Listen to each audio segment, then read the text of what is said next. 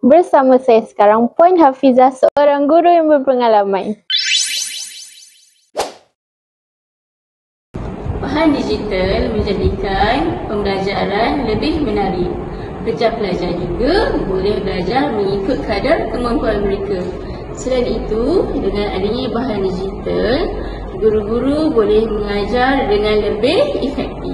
Kita boleh mendapatkan bahan-bahan digital melalui Microsoft Teams, Quizzes, Kahoot, e-book dan di mana lagi?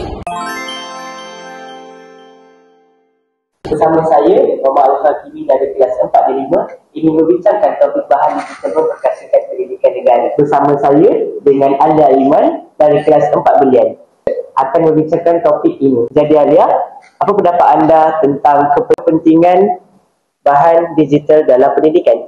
Pada pendapat saya, bahan digital sangatlah penting kepada saya sebagai seorang pelajar kerana saya dapat menggunakannya pada bila masa dan di mana saja. Sebagai contoh, video pembelajaran atau aplikasi interaktif dapat membuatkan pembelajaran menjadi lebih menarik dan menyeronokkan. Tetapi anda perlu menggunakannya secara betul supaya dapat fokus ketika dalam pembelajaran. Jadi Hakimi, daripada pembincangan tadi jelaslah bahawa bahan digital sangat penting dalam pendidikan. Ia memudahkan akses kepada ilmu, menjadikan pembelajaran lebih menarik dan meningkatkan keberkesanan dalam pengajaran. Betul tu Damia.